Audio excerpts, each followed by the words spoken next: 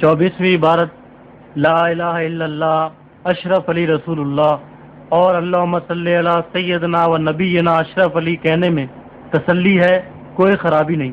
حوالہ رسالہ الامداد صفحہ 35۔ رسالہ ہے الامداد، بابت ماہ سفر المظفر 1336 ہجری، امداد المطابع تھانہ بھون سے چھپا ہے، اور یہ اشرف علی تھانوی صاحب کا یہ نام موجود ہے۔ نمبر 34 اور یہ 35، یہ صاحب لکھ رہے ہیں ایک صاحب ایک روز کا ذکر ہے، حسن العزیز دیکھ رہا تھا اور دوپہر کا وقت تھا کہ نیند نے غلبہ کیا اور سو جانے کا ارادہ کیا۔ رسالہ حسن العزیز کو ایک طرف رکھ دیا، لیکن جب بندہ نے دوسری طرف کروٹ لی تو دل میں خیال آیا کہ کتاب کو پشت ہو گئی، پیٹھ ہو گئی، بیک ہو گئی، اس لیے رسالہ حسن العزیز کو اٹھا کر اپنے سر کی جانب رکھ لیا اور سو گیا۔ کچھ عرصے کے بعد خواب دیکھتا ہوں کہ کلمہ شریف لا الہ الا اللہ محمد الرسول اللہ صلی اللہ علیہ وسلم پڑھتا ہوں، لیکن محمد الرسول اللہ صلی اللہ علیہ وسلم کی جگہ حضور یعنی تھانوی کا نام لیتا ہوں۔ اتنے میں دل کے اندر خیال پیدا ہوا کہ تجھ سے غلطی ہوئی، کلمہ شریف کے پڑھنے میں اس کو صحیح پڑھنا چاہیے۔ اس خیال سے دوبارہ کلمہ شریف پڑھتا ہوں، دل پر تو یہ ہے کہ صحیح پڑھا جاوے، لیکن زبان سے بے ساختہ بجائے رسول اللہ صلی اللہ علیہ وسلم کے نام کے اشرف علی نکل جاتا ہے۔ یعنی وہ شخص اپنا واقعہ لکھ کے بھیج رہا ہے تھانوی صاحب کو، اس نے یہ واقعہ لکھا کہ دل میں تو یہ ہے کہ کلمہ میں حضور صلی اللہ علیہ وسلم کا نام ہے، لیکن بے ساختہ کا مطلب کہ بغیر بناوٹ کے خود بخود، یعنی ان کا کہنا ہے نکل جاتا ہے۔ حالانکہ وہ اب خود کہہ رہا ہے حالانکہ مجھ کو اس بات کا علم ہے کہ اس طرح درست نہیں، لیکن بے اختیار زبان سے یہی کلمہ نکلتا ہے، یعنی حضور صلی اللہ علیہ وسلم کے نام کی بجائے وہ اشرف علی کا نام لیتا ہے۔ 2-3 بار جب یہی صورت ہوئی تو حضور کو اپنے سامنے دیکھتا ہوں، یہ اب حضور سے مراد یہاں پر تھانوی ہے، اور بھی چند شخص حضور کے پاس تھے، لیکن اتنے میں میری یہ حالت ہو گئی کہ میں کھڑا کھڑا بوجہ اس کے کہ رقت طاری ہو گئی، زمین پر گر گیا اور نہایت زور کے ساتھ ایک چیخ ماری، اور مجھ کو معلوم ہوتا تھا کہ میرے اندر کوئی طاقت باقی نہیں رہی۔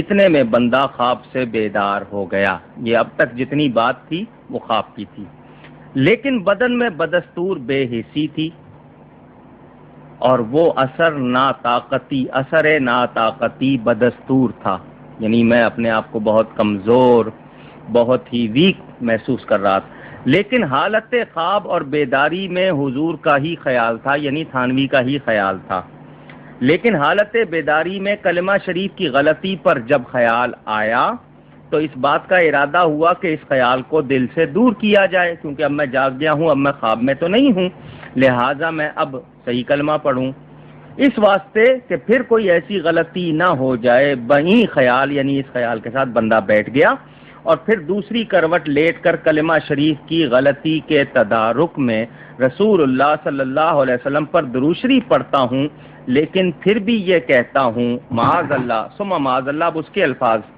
جو ہیں وہ میرا یہ دہراتے ہوئے بھی تکلیف ہوتی ہے، لیکن وہ یہ کہہ رہا ہے کہ اب جاگ رہا ہوں، نیند میں نہیں ہوں، اور اچھی طرح علم بھی ہے، پھر بھی یہ کہتا ہوں اللہم صلی علی سیدنا و نبینا و مولانا۔ آگے نبی پاک کے نام کی بجائے دیکھ لیجئے صاف طور پر اشرف علی لکھا ہوا، اور وہ خود لکھتا ہے حالانکہ اب بیدار ہوں، خواب نہیں لیکن بے اختیار ہوں، مجبور ہوں، زبان اپنے قابو میں نہیں۔